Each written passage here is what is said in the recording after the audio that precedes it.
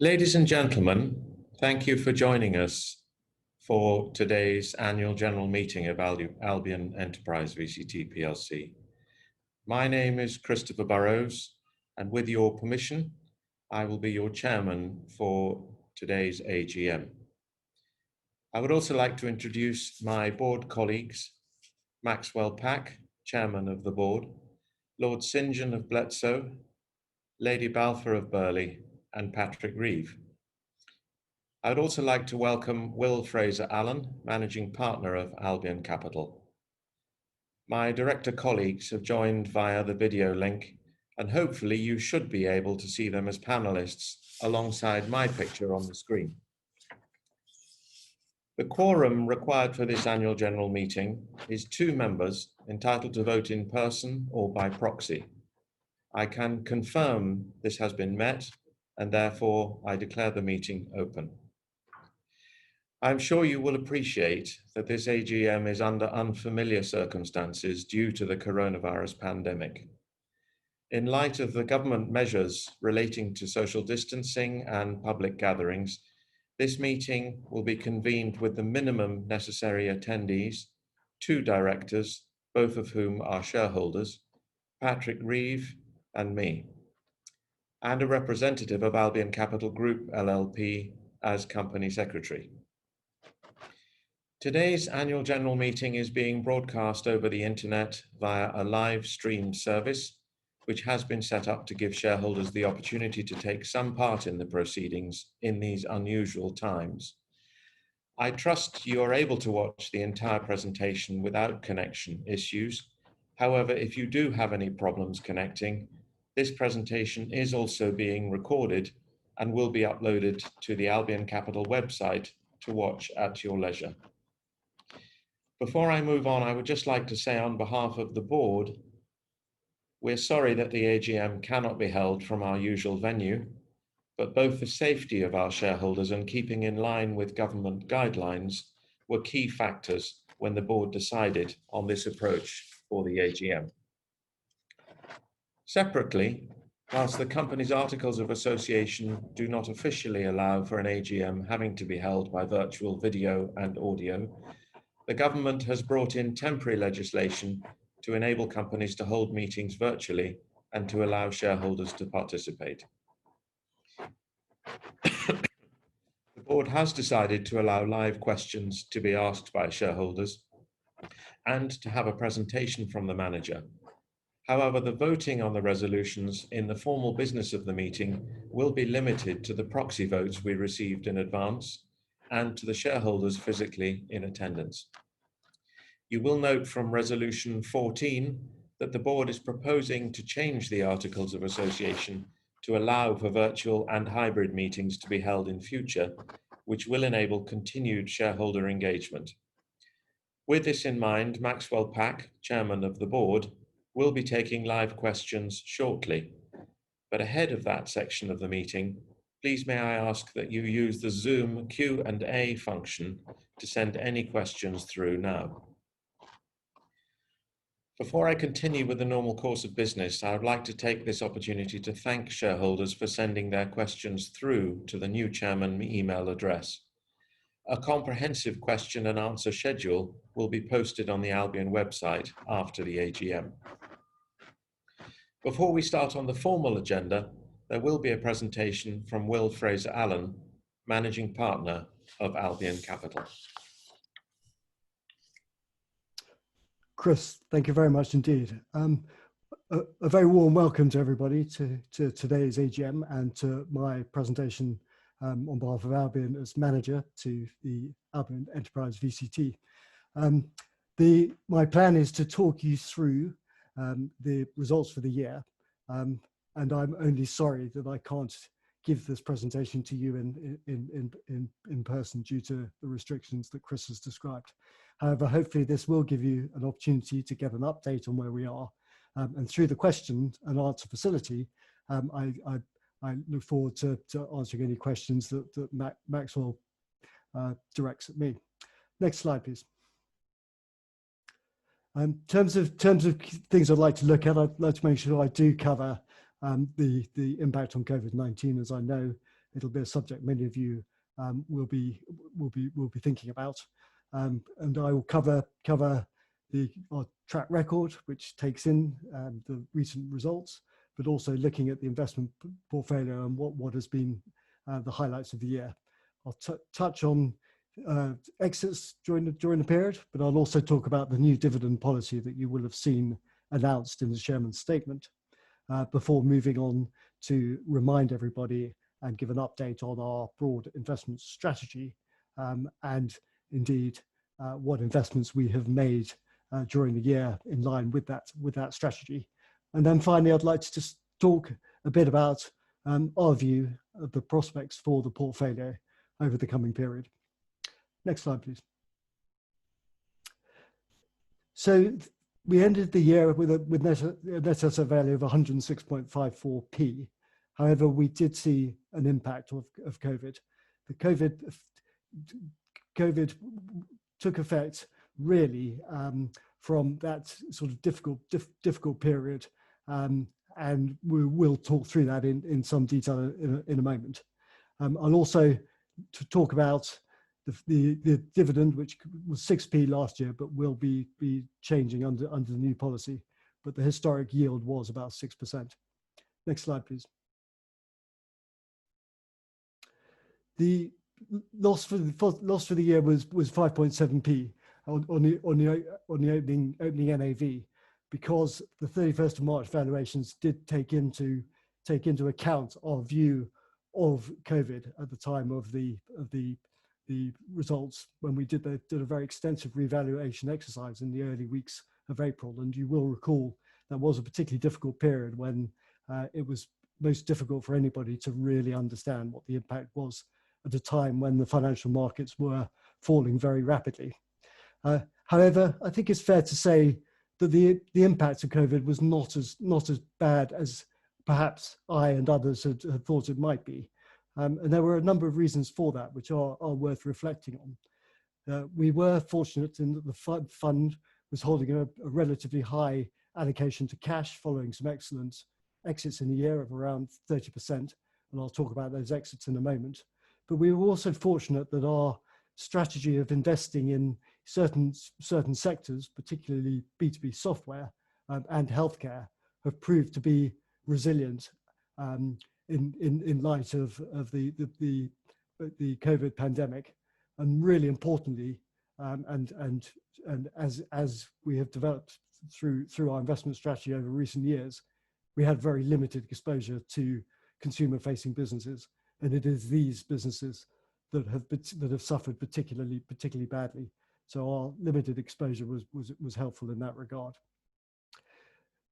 We have just announced before this AGM began the interim management statement covering the period to 30th of June, which provides an update on our net asset value, taking into account what has happened in those months since during lockdown and during the gentle loosening of those.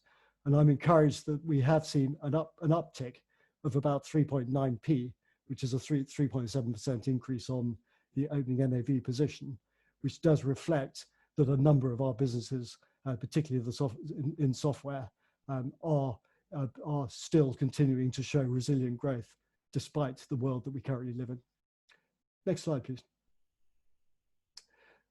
Looking at our track record, I've given you the track record to the year end, which is March, but I've also updated it to reflect today's results announced as of June. And that shows that our 12-month loss, which was sitting at 4.5%, has reduced to 1.7%. And we're still showing decent longer term performance, just under 40% with a 5-year view and a 77% with a 10-year view. So COVID, whilst being extremely disruptive, has not unduly affected the longer term performance of the fund. Next slide, please. This is a graph that we present in the annual report, and it's looking at the total return of this fund versus the all share index. And we look at this really as a way to try and give you a sense of how the fund might compare to a sort of general stock market indice that might be in people's general savings products. And as you'll see, we've been less volatile than the FTSE, the FTSE All Share, but are currently decently ahead of it. Next slide, please.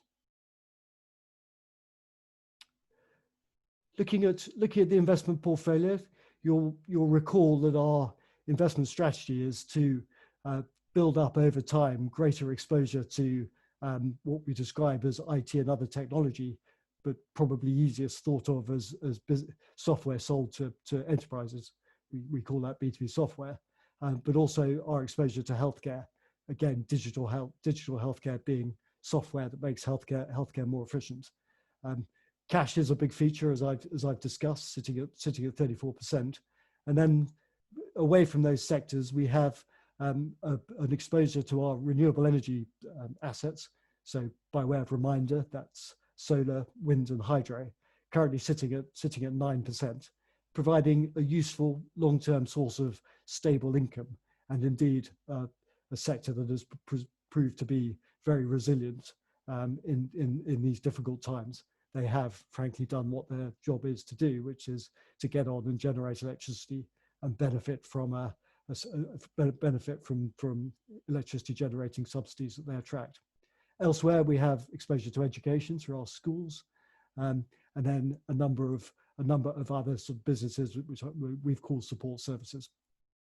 The portfolio is 50 companies now. That's decent diversification, and importantly, and really importantly, we employ some 3,000 people. To me, a very important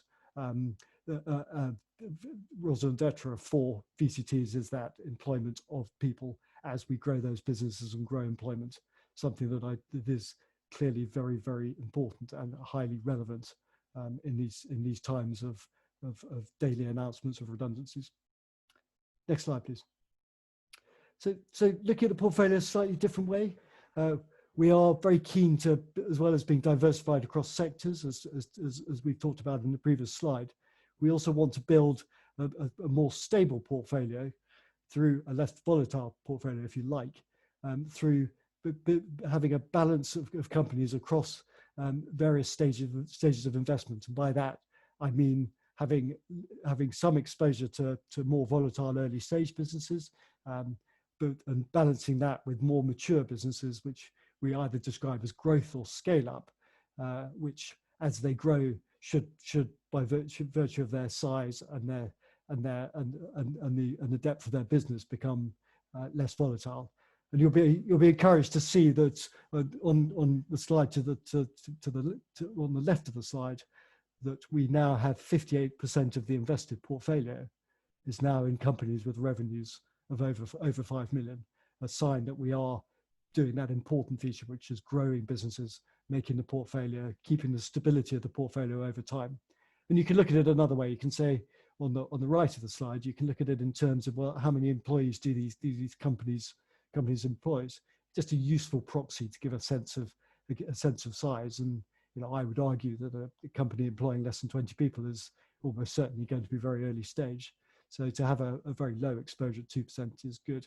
I'd expect that exposure to be higher as we invest. But what we're doing is we're balancing that with those companies that are larger, and you'll see that some 58% of the portfolio is now in businesses with over 50 employees. Next slide, please. Looking at the results for the year and picking out the highlights, we had a fundraising in the year. We try and build the fund through fundraising each year. We did raise a little bit less this year than last, and that really reflects the fact that we had a number of very good exits in the year. Clearly, another very important source of cash for the portfolio, and that is shown in that 16.7 million of exits, significantly up on the previous year. And I've got some slides on that. But Radnor, PLC, and Bravo were the three key sales.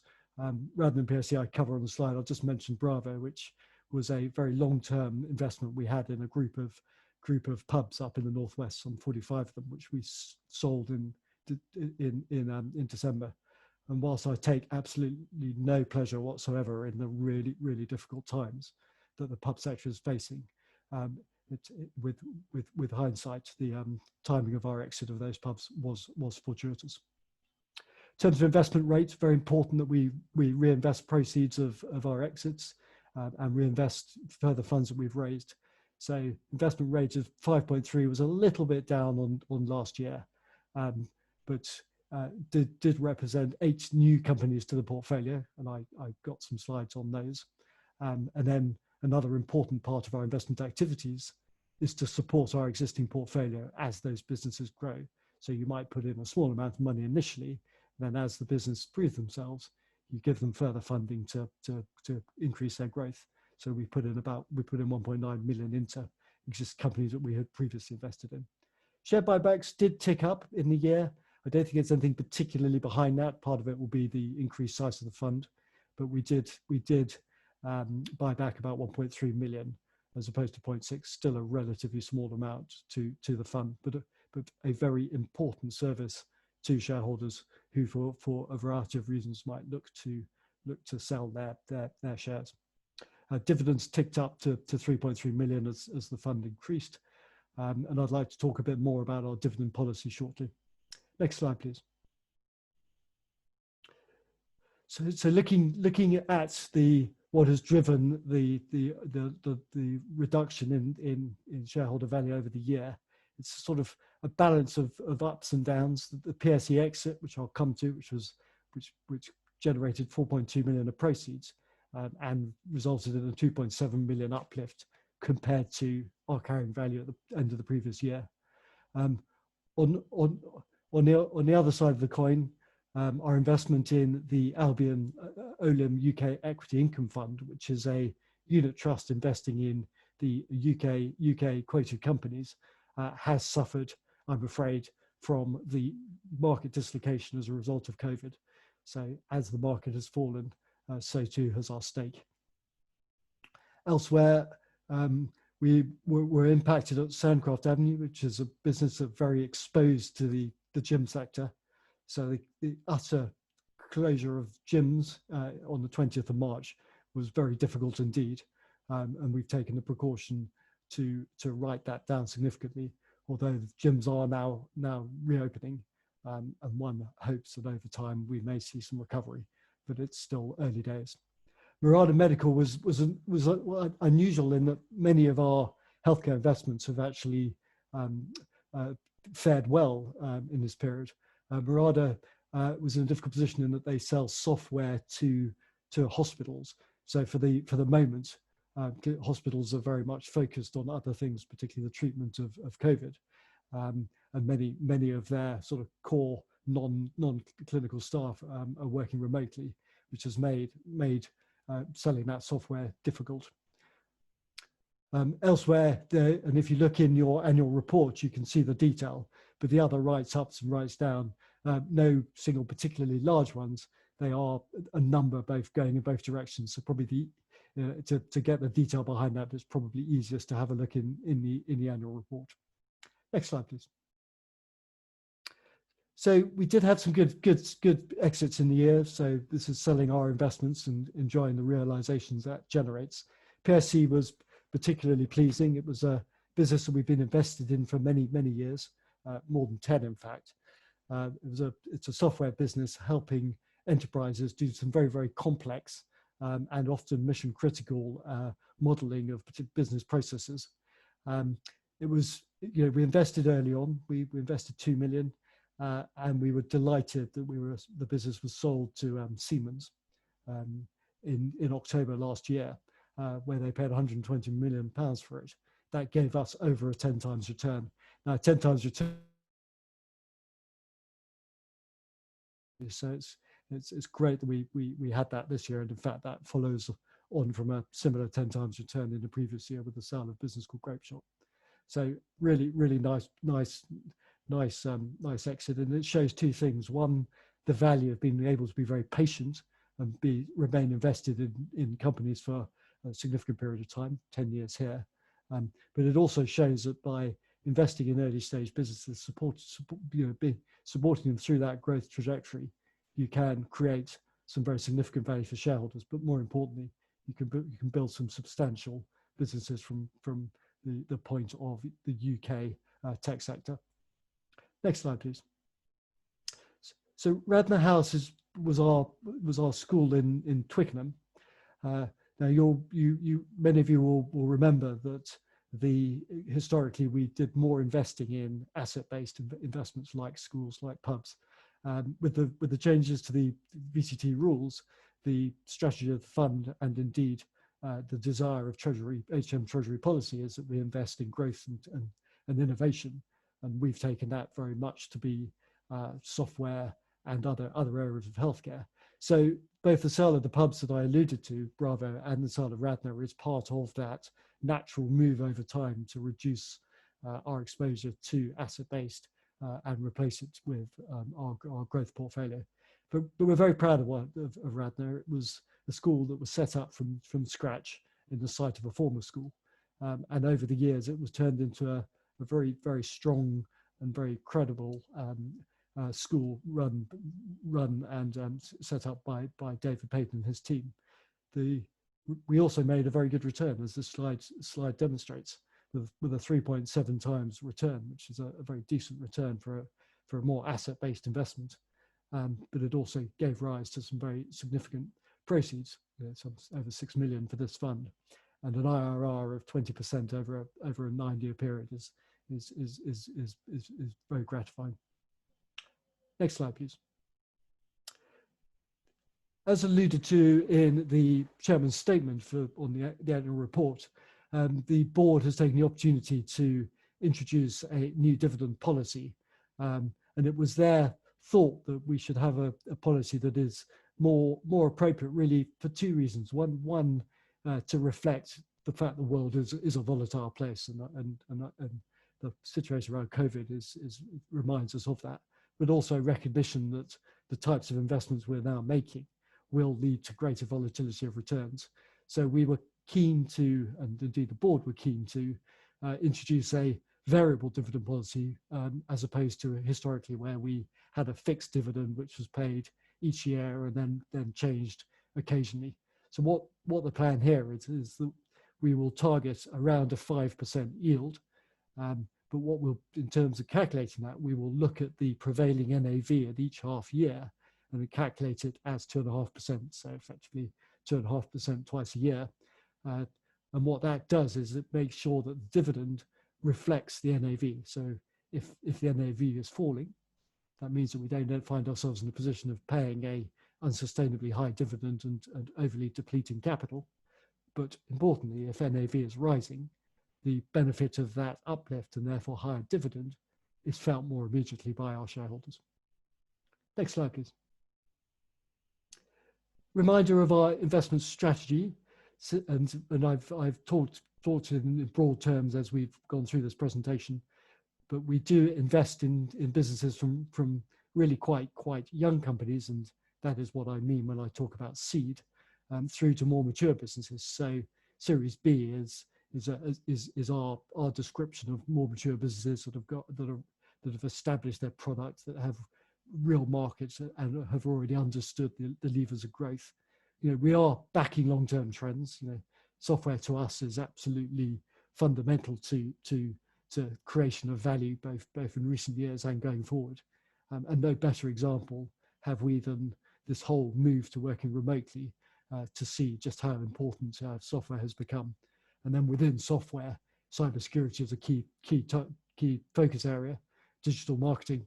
I mean, I've been struck by how rapidly businesses have changed the way they market. There's been a far greater move to digital over the last few months than one would have had without this COVID situation. So this is the idea that you can't go to trade shows, you can't go to exhibitions, traveling salesmen become a problem. And therefore the whole online marketing through this type of sort of Zoom infrastructure that we're using for this call becomes very important. And then lastly, sort of the data analytics, the volume of data being increased by every business in the land is just enormous. And in that provides an opportunity to use that data more effectively. And by that, I mean really analyze that data and use it to better informed decision making. So we'll notice a number of companies in our portfolio with this key task of how do you use data more effectively. Healthcare, always been a theme for us. You know, the healthcare does not get simpler, it gets rather more complex. The healthcare needs of individuals become more difficult. The range and requirements of diagnostics increase. So we're building up a portfolio through healthcare software businesses, particularly around the area of remote medicine. So never have we seen such a big switch to provision of clinical opinion remotely across a whole range of platforms. And we have Aviva in our portfolio, which provides a platform for dietitians. And then in respect to the mental health, particularly of young people, we have a business called Helios, which allows care to be provided over a remote platform. Hugely important in this difficult time of young people being forced to stay at home and therefore not having the same access to mental health services, or indeed the same access to outside stimulus, their friends, their teachers, and others. And then lastly, diagnostics. As I said, the healthcare needs are getting more complicated. Rapid diagnosis is important. I think COVID probably, and the whole debate around COVID tests, I think it's probably demonstrated that more than most. But elsewhere, there are other themes, and automation is hugely important. How do companies make their businesses more efficient? And software is proving to be a very effective way of doing that. So in summary, a real focus on business software and in healthcare, particularly digital health. But really importantly, we are continuing to limit our exposure to consumer-facing businesses, getting away from the cyclical nature of the consumer cycle. And this again has been shown in the depths of this healthcare crisis that we currently find ourselves in. It was nice this year to be recognised by our peers, and we won the Best Generalist VCT award at the Tax Efficient Awards. Nice to be recognised for what we do. Next slide, please. So, looking at a few investments that we made in the year, and I've picked out the bigger ones here. Speechmatics is a great example of automation. So it's a platform that will recognize speech and then transcribe it into the written word or the typed word, if you like. They can do that currently in 29, I think now 30 languages, and more languages are being added all the time. And this is important for a whole variety of sectors. So that might be providing transcripts of interactions in call centers, particularly in financial services.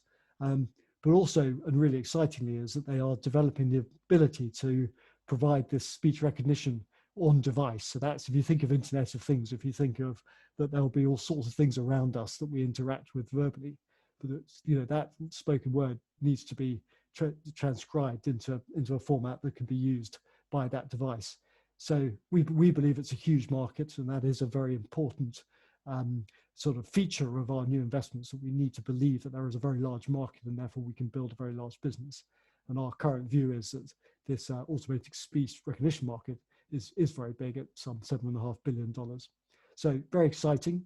We'll see how that goes and report back in due course. Next slide, please. Pravica is a good example of a follow-on investment as opposed to the new investment on the previous slide.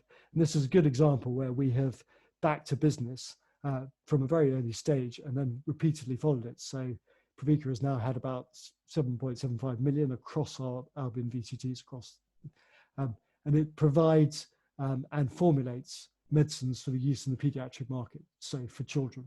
So it'll take an existing drug that's being used successfully for adults, but what it does is it reformulates it such that it is appropriate for the use by children. And in return for the investment and the work done to achieve that reformulation, they are able to gain a license, which is a pan-European license for usually 10 years, where then doctors will need to buy that drug if they wish to prescribe that drug to children. And the important thing from a regulatory point of view is that it's properly tested. The drug has been properly tested through clinical tests and is optimized for children. So they launched their first product, which was Sialinar, which is an anti-drooling drug, which is now selling very successfully across a number of European jurisdictions. So it's becoming a really interesting business. And we put further money in to allow them to build the pipeline of further drugs to seek licenses for. Next slide, please. Briefly picking up some other new investments to really just to give you a theme of the sorts of themes that we're following. Elliptic fits into a increasing interest in the whole area of fintech, and by that I mean software being sold into the financial services business. Elliptic is a good example. It helps institutions with the whole area of avoiding money laundering, and this is specifically in the world of digital assets. So this is cryptocurrency, crypto assets, which are becoming increasingly mainstream and providing a real challenge for mainstream banks to ensure that they comply in the normal way. And Elliptic is one of the market leaders in this space. Consiris top right is helping the whole world of insurance, particularly around the assessment of risk.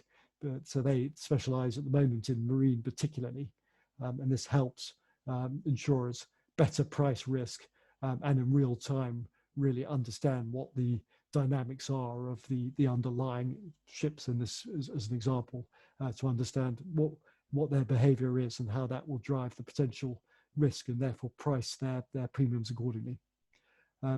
Bottom right is Credit Kudos, which is a new way of doing credit assessments. So with banks now making through open banking a lot more information available, obviously with appropriate consents of individuals' financial transactions, Credit Kudos now automates the whole area of assessing people's risks. So for example, if you're getting a new mortgage, it's able to download and then in an automated way provide credit scoring of that individual based on real data, real transactions that's been fed into the platform through open banking.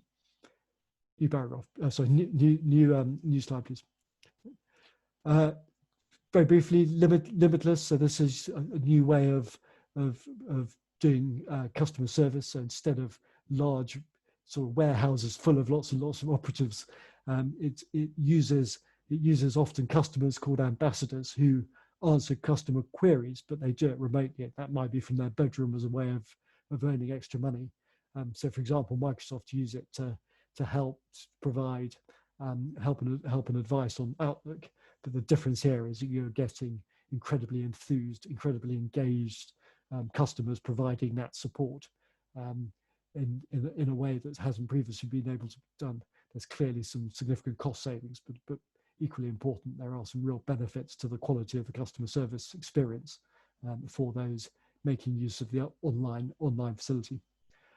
Clear Review top right is a human resources software. It helps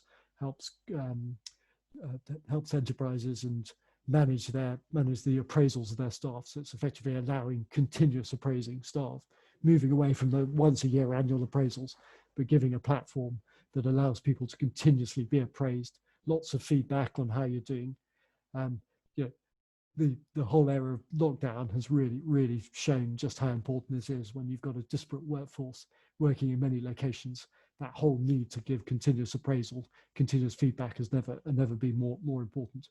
Amandra, software testing, particularly around algorithms, and then Speechmatics, which manufactures radiation detection equipment. So if you think of dirty bombs, this at scale, so it might be on a bridge, it might be in a port, or even from a moving vehicle, can detect radiation and to better protect the population at large. Next slide, please. So prospects. What will drive our long-term growth remains very much in the areas that we have been investing in now for a number of years, and I I've touched on them. So healthcare, software, education is important. We do still have 2 schools in our portfolio. We can't invest in more schools, but it's clearly a very long-term trend. And similarly, we have our portfolio of renewable energy assets, providing, very importantly, long-term sustainable energy. We will continue to limit our exposure to the consumer. Next slide, please. I think we feel that we've got a better feel of what the impact of COVID-19 is. Now, I'm not going to make an economic forecast in terms of just what the impact in terms of recession is going to be. And I'm very, very cognizant that it is widely believed, and understandably so, that we are facing a difficult economic period that we're coming in at. But looking at what we have chosen to invest in, we do believe that we are as well placed as we can be in this new world. Software won't go away, healthcare won't go away. And what we're seeing in terms of the investments, potential new investments that are coming through, that there are some opportunities, and there are a number of businesses, and indeed we're seeing it within our portfolio of businesses that are actually thriving during this period of lockdown. And indeed, we believe that there will be an increasing move to needing to have more flexible workforces, needing to therefore have very resilient IT infrastructure, and the software that is necessary to sit as part of that infrastructure. We see resilient growth from our software portfolio. The software businesses on the whole are growing, which is great news. I think our schools will see slower growth, and that really is a reflection of a more difficult economic time. But I don't believe it changes the longer term opportunity for schools, and they are a nice addition to our portfolio. So in summary, lots to do, lots of new businesses to look at. Business in the portfolio thriving, lots to keep us busy, but we do need a weather eye on the broader economic environment that we are in.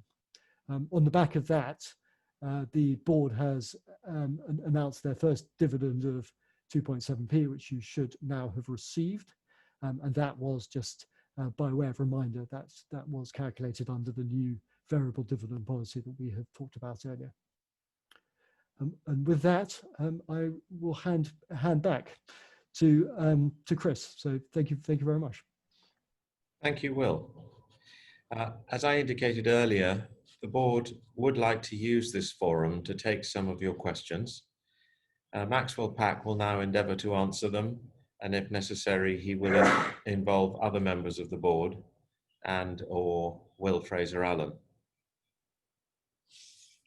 Thank you, Chris and Will, for your presentation. Good morning to you all, and thank you for joining us today. I understand that over 100 shareholders registered for this webinar, and so I welcome you all. It's a shame that we can't meet in person, but I think we all know the reasons why. We've received a number of questions before this meeting, and I see questions being submitted as I speak. We'll answer a number of questions today, but please be assured that all questions that are raised will actually be answered, and these will be published on the company's website. So Will, I have a few questions for you. First of all, I think surrounding the large cash balances. So with regards to the large cash balances, are you seeing suitable investments and pipeline in the market? Max, thanks for the question. It's a good question, and I'm very encouraged that we are sitting on cash at the moment. It is a good time to have cash. What we have seen historically in the world of venture capital investment is that times of great change and upheaval give rise to many investment opportunities, and venture capital is about backing change at that inflection point. So it's a good time to have cash. In terms of what does that mean in terms of what we're looking at currently, I think the key areas that we are seeing the opportunities, and that is, currently is in the whole area of software. And interesting enough, fintech is a big area. So you're seeing a lot of the banks with sort of legacy infrastructure rapidly modernizing, and at a rate that we haven't seen for a long time. So we're seeing software generally, fintech in particular, and then beyond that, cybersecurity and that whole area of data security and data auditability is really important. And then behind that, we've healthcare. We're seeing lots on the area of how do you provide healthcare more efficiently remotely. So the answer is, it's a good time to have cash. We've made a number of investments since lockdown. In fact, we just made our first investment where the entire process was done post lockdown, and there's a pipeline of some interesting businesses coming through our investment committee process. So the cash is there. It's going. We're looking for good homes for it, and we remain optimistic that there are the opportunities there to invest it. Do you see the cash balance forecast to reduce? Absolutely. So the cash at the year end was particularly high, and that was a feature of both the exits that we've talked about, but also the fact that we had closed a fundraising back in the first quarter. So cash is always a bit high, although it was higher this year because of those exits. But what you will see going forward is a higher investment rate to reflect both the expansion of our investment team, but also the opportunities that we are seeing. You have partly answered this, Will, but has COVID-19 provided some new opportunities and ideas to the team? Yes, it has, and I don't think it's finished yet. I think more interesting areas will emerge over the coming months. But as you say, it's really the areas we've talked about. It's that whole area around software, particularly where it supports more remote working, better digital marketing are the really obvious points. But equally well, how do you get greater data security with this disparate workforce and data being held all over the place? I think during, to a certain extent in the early days of lockdown, I think businesses had to be quite pragmatic just to keep the wheels on. But what they've had to do now is to put in the level of infrastructure to make it really work. And then behind that, healthcare is not going away. Healthcare is getting more complicated, more difficult, and in need of greater efficiency. And everyone will be very aware of the sort of level of healthcare spend and the rapid expansion of that spend. Again, linked to cash, will you be doing another fundraise for either this year or next? So at this stage, we've made no recommendation to the board. It's ultimately a decision for the board. We typically will look to appraise our cash position later in the year. At the moment, I'm keeping an open mind. It will depend on in terms of what our recommendation might be to the board. But the key features will clearly be around the level of new investment activity over the period, any potential exits and might or might not happen. That will inform a recommendation later in the year.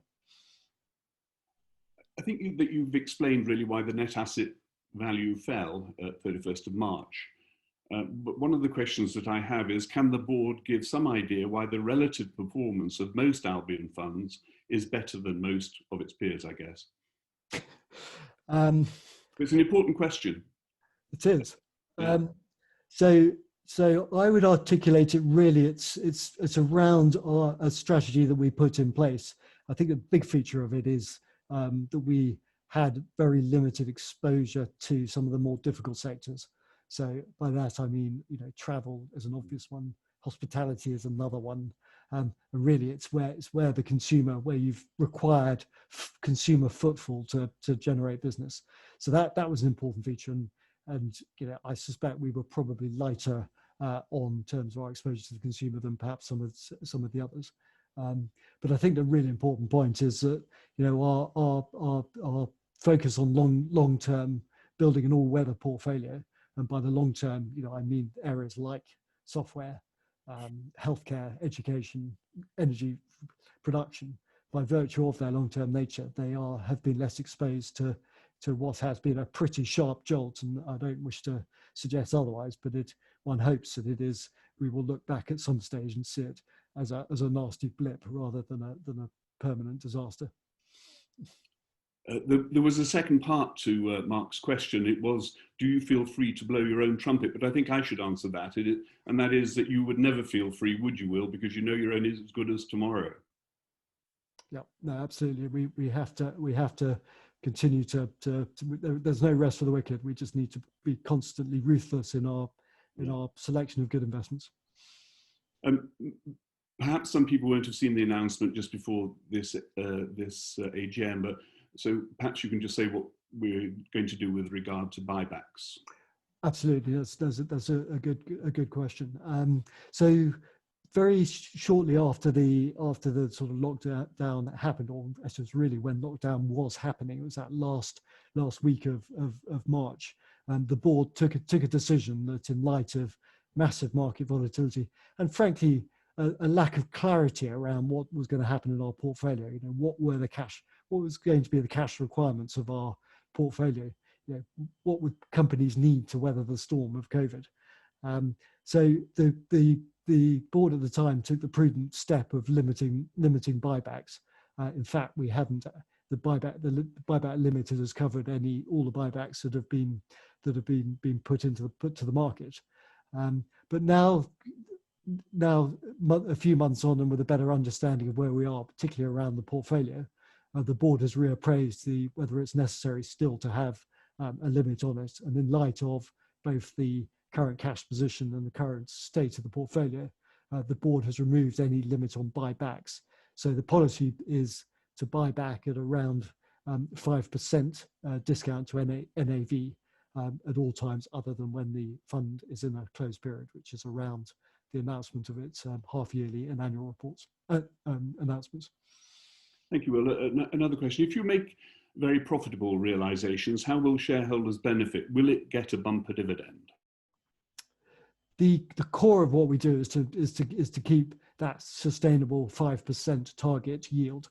So, absolute key is we keep that happening, we keep the buybacks happening, and we keep refreshing the portfolio through new investments. So those are the core objectives, the core focus in terms of how we would recommend to the board what they do with their cash. To the extent all of those are covered, the board and the VCT enjoys a particular bumper dividend. There is clearly the opportunity at that stage to consider a special dividend, but we don't start off from the basis of it's all about special dividends. We start from the basis that there is a long-term desire for income generation and the ability to do buybacks, and any special dividend would be considered in light of particularly large exits once those core objectives have been met. Will, if it wasn't for COVID, we'd be presumably fixated about Brexit, and yet now it's hardly mentioned. But Francois has raised a question. Could you please discuss the potential Brexit impact, stroke opportunities, stroke threat on the overall portfolio? That's also a very, very good question. Isn't it extraordinary how we were also glued to our TV sets sort of daily, with a daily Brexit update, and then suddenly it just disappeared. Although I think it is beginning to come back now. So it would be fair to say that the companies that we are invested in have been focused on other things than Brexit in the most immediate term. But we did go through a fairly extensive exercise where we sort of reflected on what is the impact of Brexit on the sorts of companies we invested in. So my analysis of that really is that software businesses, the big advantage is that you are selling your software globally. So Europe actually hasn't been a particularly big market. The difficulty of selling software into Europe is the many different languages of the 27 member states. What we're finding is that there's a far greater market for many of these really excellent software products within our portfolio in the US, and we often fund businesses to expand into the US, but increasingly also in Asia. So the software broadly should be well placed. Then when you look at the other areas of the portfolio, healthcare is fairly UK focused. I gave the example of Provica, which does sell into Europe, which would beg the question, well, what's the impact of Brexit? Now, they are operating under a pan-European license. They have set up a European headquarters for the purposes of licensing. And the expectation is that in terms of how the UK will operate, is they are likely to mirror much of the approach to pharmaceutical regulation of Europe. So I think the biggest risk of Brexit is, alongside COVID, is a broader economic shock, as opposed to sort of specific challenges that you might have if you were a manufacturing business trying to export across the channel, and all the regulations, all the issues around Ireland. We have very little exposure to that. We're either selling globally, or the businesses are really quite sort of localized UK businesses. So we'll see. It's the economic impact one has to be concerned about. That's great, Will. I've got one last question, which I'll address myself. I note that 4 out of the 5 directors have served on the board since 2006. Please could you explain why you believe this is really in the interest of your shareholders, and whether any changes to the board are planned? We don't believe that a director's length of service reduces their ability to act independently. We do believe that the experience gained over the years regarding the company and its investments is particularly important in a VCT situation. Now, this is the second major event that this trust has had to deal with in its relatively short life. And we did refresh the board a couple of years ago by the introduction of Christopher Burrows, and we review the board nomination each year, discuss it, decide what's appropriate going forward. We have no set policy here. We, as I say, review it each year. So thank you very much for your questions. And as I said earlier, there are 1 or 2 questions that haven't been answered in this webinar, but they will be addressed and answers will be provided, and all the questions and answers will be published on the site. Thank you again for your attendance at this webinar. And if I may hand you back to Christopher Burrows. Thank you, everyone. Thank you, Max, for your responses. I will now proceed with the formal business of the AGM. Notice convening the AGM has been in your hands for the statutory period, so with your permission, I will take the notice as read. There have been no questions from shareholders on the AGM resolutions, and therefore I will proceed. I'd like to point out that as there are only 2 shareholders present in the office, it will be only these 2 shareholders who are permitted to vote in person. The rest of the board and any other shareholders will be unable to vote at this time, as they're not at the place of meeting. However, you will see the proxy votes we have received displayed on your screen, which shows that the majority of shareholders have remotely voted in favour of the board's proposed resolutions.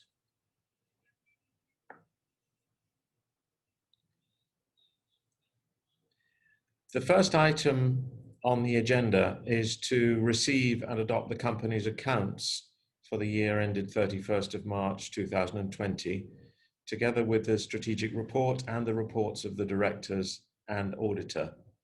Those in favour? Thank you. Those against?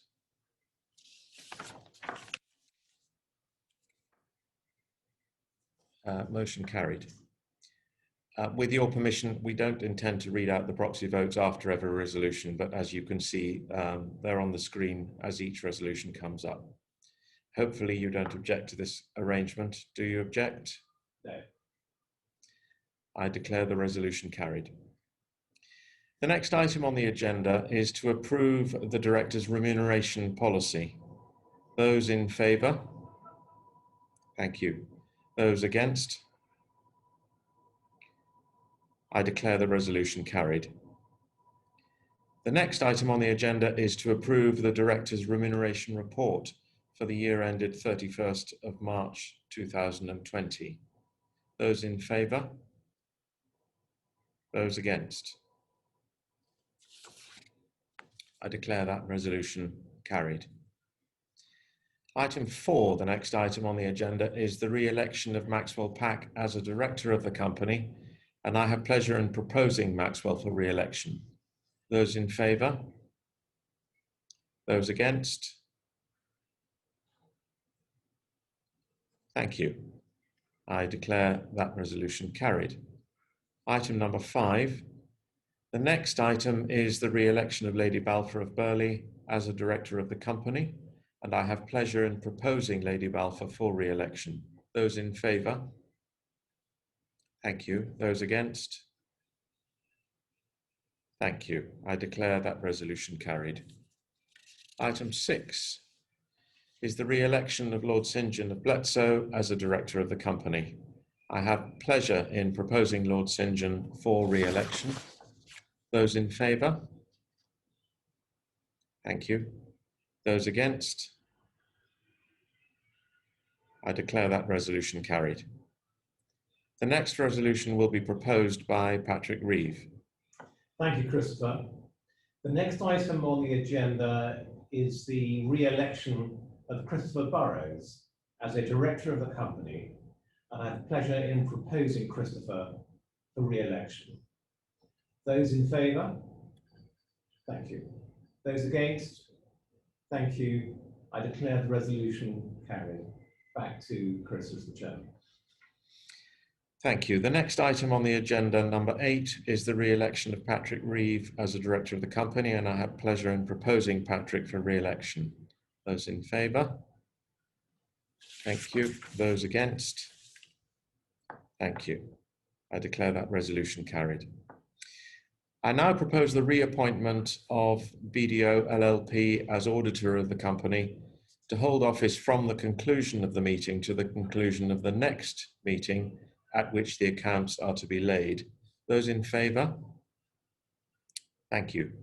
Those against? Thank you. I declare the resolution carried. Item number 10 is to authorise the directors to agree the auditor's remuneration. Those in favour? Thank you. Those against? Thank you. I declare that resolution carried. Item number 11 is to allow the directors to allot shares. Those in favour? Those against? Thank you. I declare that resolution carried. Item number 12 is to be considered as a special resolution that the directors be empowered to disapply preemption rights. Those in favour? Thank you. Those against? Thank you. I declare the resolution carried. The next item, resolution 13, which is again being proposed as a special resolution, is to authorise the company to make one or more market purchases of ordinary shares in the capital of the company. Those in favour? Thank you. Those against? Thank you. I declare that resolution carried. The next item, number 14, which I mentioned earlier and again is being proposed as a special resolution, is to amend the company's articles of association to enable it to hold general meetings either wholly or partly by electronic means. Those in favour? Thank you. Those against? Thank you. I declare the resolution carried. Thank you. That concludes the formal business of the annual general meeting. Thank you to all shareholders who have joined this live streaming of the AGM. As noted earlier, the board welcomes any feedback you may have, which you can do by sending an email to aaevchair@albion.capital. And for those of you who are interested in seeing the full list of questions and their corresponding answers, these will be available within 24 hours on the Albion Capital website. Many thanks to you all for joining this call. The AGM is now closed, and on behalf of the board, I do hope you all stay well and safe.